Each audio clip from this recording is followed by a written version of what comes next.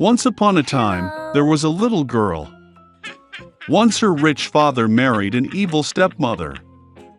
She settled in the house with her 2 daughters. Their faces were beautiful and white, but their hearts were evil and cruel. And then came a difficult time for the poor girl. From morning until late in the evening, they forced her to do dirty work, carry water, heat the stove, cook food, wash dishes, and do laundry. And besides, the half-sisters did their best to upset her as much as possible. They mocked her, poured peas and wheat into the ashes, and she had to sit and pick them out. In the evening, when she was tired of work, she had to go to bed not in bed, but on the floor, next to the stove. And because she was always in ash, dust, and dirty, the sisters called her Cinderella. But then it happened one day that the king started a feast, which was supposed to last for 3 whole days, and called all the beautiful girls of the country to the holiday so that his son could choose a bride for himself. When the 2 named sisters learned that they, too, could come to the feast, they instantly began to dress up and preen. Cinderella also wanted to go dancing, but her stepmother did not let her go, because she had no dress or shoes, and she was dirty. And then the evil stepmother poured a bowl of wheat into the ashes and said that if Cinderella collected it in 2 hours, then she could go with her sisters. Cinderella went out into the garden and cried. And then 2 white doves flew in, followed by a whole flock of different birds. They swooped down on the ash and began to peck, and so they chose all the grains in a bowl. In less than an hour, they finished their work, and everyone flew back. Cinderella brought a bowl to her stepmother, began to rejoice, thinking that she could go to the feast. But her stepmother would not let her in any way. She turned her back on Cinderella and hurried with her 2 daughters to the ball. When there was no one left at home, Cinderella sat down on the floor and cried with grief. And then 2 white doves flew in, followed by a whole flock of different birds, and they threw off their dress and shoes shiny and all in gold. She quickly put on this dress and came to the bride. They saw her stepsisters and stepmother and thought that it must be some strange princess, she was so beautiful in her golden dress. It never occurred to them that it was Cinderella. The prince came out to meet her, took her hand, and they began to dance. And he liked Cinderella so much that he did not want to dance with any other girl. She danced until the evening and wanted to return home, but the prince asked her to see her off.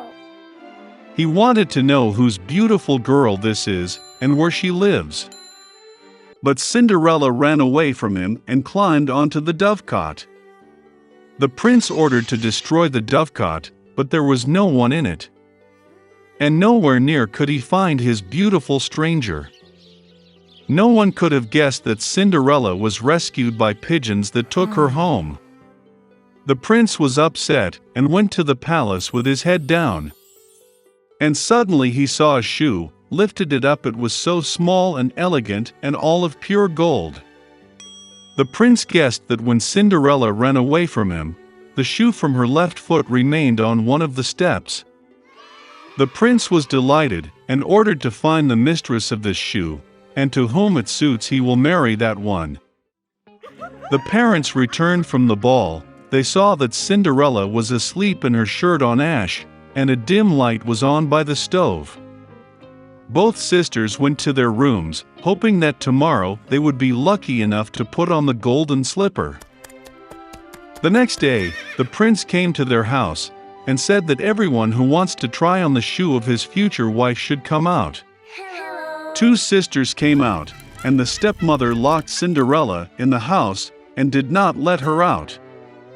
The older sister tried it on a small shoe. The younger sister tried it on the shoe as great. The prince was about to leave, but Cinderella climbed out of the window and ran out to him. And she put on a shoe, and it just fit her. The prince looked into her eyes and recognized in her the very beautiful girl with whom he danced. He took Cinderella, put her on a horse and rode off to play a wedding with her.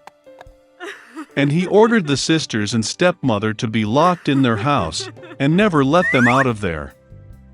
This is how they were punished for their malice and deceit. Once upon a time, there was a girl, and she had such beautiful and long hair that everyone who saw her could not take their eyes off. The strands were so light, just golden. Therefore, they called her Goldilocks. For all her beauty, she was a very naughty little girl. Mom always allowed her to walk in the yard, but ordered her not to go into the woods behind their house. Goldilocks was very interested to know what is in that forest. And so, while Mother did not see, she somehow left the house into the forest. The girl walked for a long time in the forest. Either he finds a berry, then looks at a beautiful flower, then listens to how the birds sing. So she got lost in the forest. And suddenly she saw an unusual house in a clearing. Goldilocks approached him quietly. I walked around but did not see anyone. She knocked on the door, but no one answered. Then she knocked harder, and the door opened itself. Goldilocks entered cautiously. 3 bears lived in that house. One bear was dad big and shaggy. The other was a mother bear. It was smaller. The third was a little bear. The bears were not at home because they had gone for a walk in the woods. The girl entered the room and saw 3 bowls of porridge on the table. The first bowl, the biggest one, was the daddy bear. The second bowl, the smaller one, was the mother bear, and the third, the smallest, was the bear cub. Near each bowl lay a spoon, large, medium, and small. Goldilocks was so hungry that she first wanted to eat from a large bowl. She took the largest spoon, took the porridge, tasted it, but the porridge was too hot. Then she took a medium spoon, took the porridge, tasted it, but the porridge was too cold.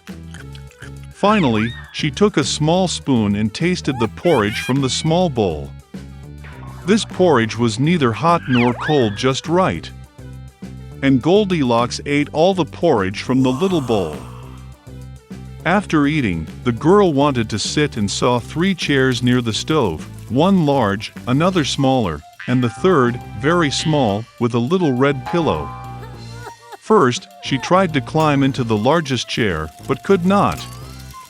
Then the girl tried to sit on the middle chair, but it was very hard and uncomfortable. Finally, she sat down on the smallest chair, and it was just right for her. Goldilocks liked the chair so much that she began to swing on it. The chair cracked, broke, and she fell to the floor. The girl got up and went to another room. There were 3 beds, large, medium, and small. First, Goldilocks climbed onto the first bed, but it was too high and hard. I lay down on the middle one, it was too spacious and soft. The girl lay down on the third, smallest bed.